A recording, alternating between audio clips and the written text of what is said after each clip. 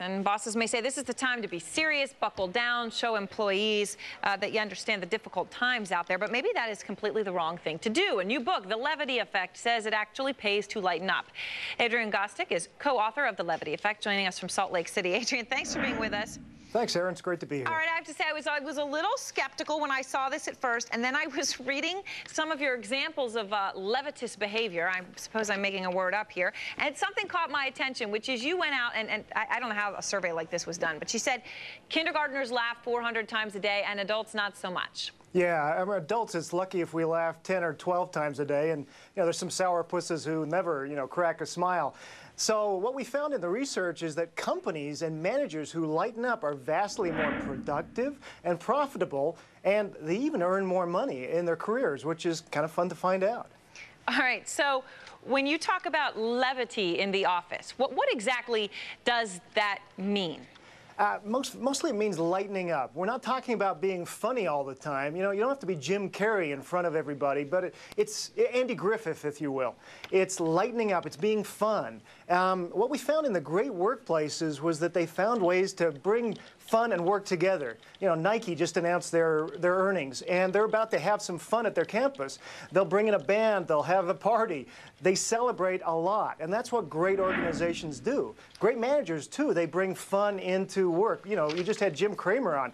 He's a great, funny guy, and we listen to people when they make us laugh. And my morning friend Mark Haynes is similar. As a matter of fact, he threw a paper airplane today and hit a guest in the nose, actually causing a little bit of makeup to have to be applied to cover up the little blood spot that came out. Okay, so sometimes it has unintended consequences, but you have a lot of examples, I know, Adrian, of big companies out there and the strange and slightly humorous things that they do.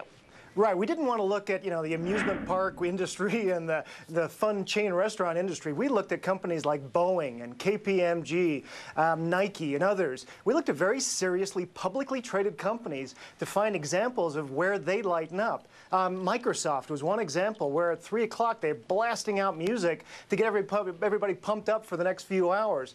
Nike has a radio show that comes on that's very irreverent and makes fun of senior leadership, but it's part of their culture. So as you say, they're riding tricycles, they're having fun, but they're also doing it in a very smart way that drives productivity and creativity. And it seems like a lot of these things, what they have in common is that these are things in the office. Yeah. They're not forcing employees to do things outside of work all the time that are supposed to be fun and are sometimes slightly annoying. Yeah, there's nothing worse than, getting dragged after hours with the CEO who wants to do karaoke.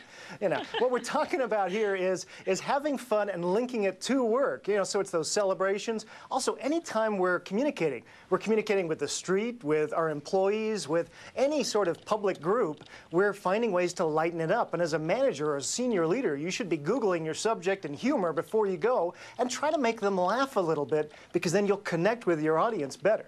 All right, thank you very much. Appreciate your joining us, Adrian. Thanks, Erin. All right, so keep a smile on your face. Street Signs is back in just an instant.